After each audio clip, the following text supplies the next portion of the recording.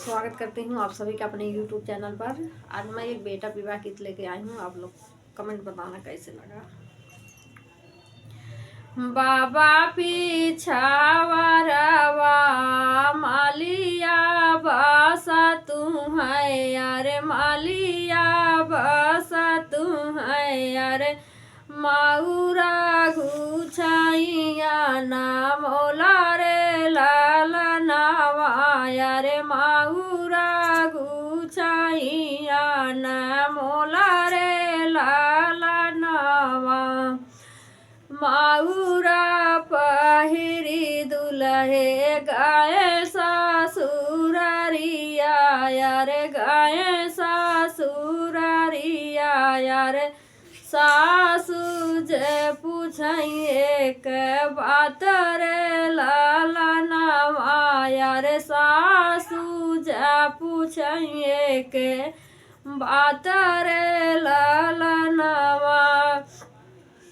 काई सन के दुल्हे तो हरे पापा से चाचा यारे पापा से चाचा यारे काई सन कहाँ ये छोटा भाई रे लाला नावा अरे काई सन कहाँ ये छोटा भाई रे लाला नावा काई सन दूल्हा है तोहरा सगवानोइया यार सगवानोइया यार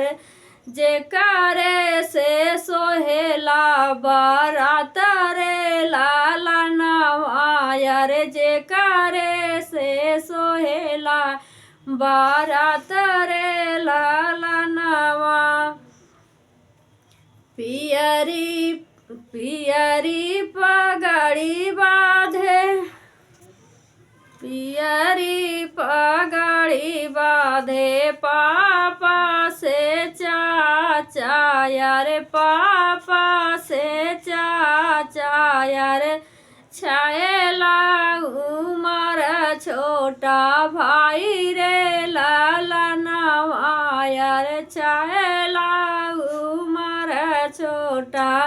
भाई रे लाला नावा करवा चढ़ल हमारा सग बहनोइया यार सग बहनोइया यार जेकरा सोहेला बारात रे लाला नावा यार जेकरा से सोहेला बारात रे लाला नावा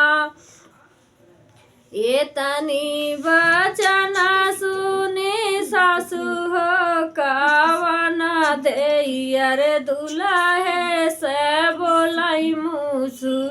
काई रे लाला नावा यारे दुल्हे से बोलाई मुसु काई रे लाला नावा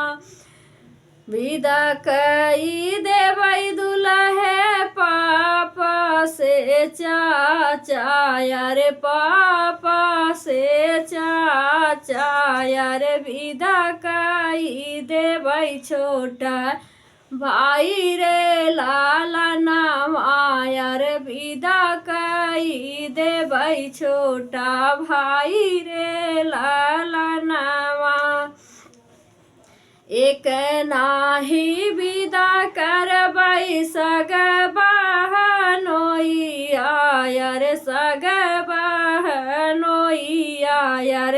जेकरा से सोहेला बारात रे लाला नावा यार जेकरा से सोहेला